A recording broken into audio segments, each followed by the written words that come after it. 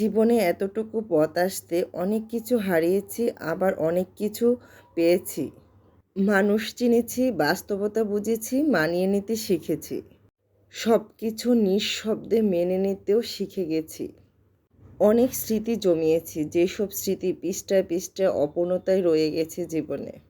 হয়তো জীবনের অনেক প্রাপ্তি অপূর্ণতায় রয়ে গেল, আবার হয়তো বা এখানেই পূর্ণতার রূপ পেল। হয়তো বা অনেক মানুষ জীবনে এসে চলেও গেল, আবার অনেক মানুষ জীবনে এসে থেমে গেল, আবার অনেক মানুষ জীবনে এসে বহুরূপী রং দেখায়। যেমন আমার সামনে একরকম, আমার পিছনে আরেক রকম। কত মানুষের সম্মুখীন আমরা হই। তারা কারা? যারা সামনে খুব প্রশংসা বাসিয়ে দেয় আর পিছনে হিংসে করে, বদনাম করে। তারা হয়তো জানে না যে তাদের লাইফটা কত কষ্টের, কারণ তারা দুই নৌকা পা দিয়ে চলে। অভিনয় করতে করতে তারা ক্লান্ত হয়ে যায়, কারণ তারা অভিনয় করতে করতে একটা সময় নিজে অসুস্থ হয়ে যায়।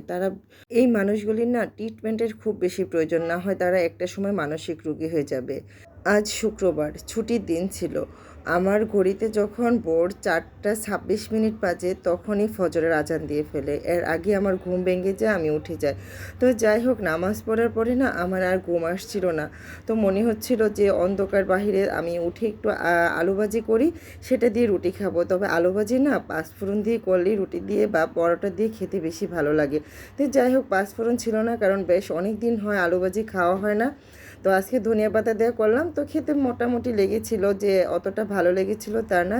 তারপরে বাচ্চাদেরকে নিয়ে একটু পেয়ারা খেলাম। পেয়ারাগুলি না এত মিষ্টি ছিল, কারণ আমি বেশ অনেক দিন ধরে পেয়ারা কিনি না, কারণ ও কতদিন আগে কিনেছিলাম মনেও নেই, কারণ পরপর দুইবার পেয়ারা কেনার পর পোকা পেয়েছিলাম।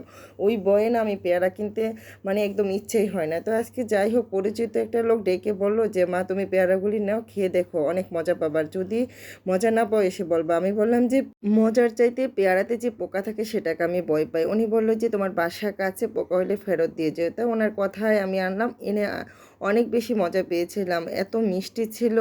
তো যাই হোক, খাওয়ার পরে এই যে শুক্রবার মানে তো একটু বাচ্চাদের পছন্দের রান্না করতে হয়, যে এই রান্নাগুলি সপ্তাহে একদিন হলেও করতে হয়, কিন্তু সেটা বাচ্চারা যতটা পছন্দ করে অতটাই বাচ্চাদের বাবা অপছন্দ করে। সে এগুলি রান্না করা দেখলেই বলে এত স্পাইসি খাবার, এত মানে এই ধরনের খাবার এই মুহূর্তে খাওয়া উচিত না, এটা সেটা, মানে বাবার এক ধরনের কথা আর বাচ্চাদের আরেক ধরনের পছন্দ। আমি কোন দিকে যাব সেটাই আমি বুঝতে পারি না। তো যাই হোক, বাবা বলবে যে সবজি খাও একটু, আর বাচ্চারা তো সবজি খেতে পছন্দই করে না। তো যাই হোক, একটু চিকেন আর একটু ডিম দিয়ে রোস্টের মতো রান্না করে দিলাম, আর সাথে ঝরঝরা সাদা পোলাও করে দিলাম।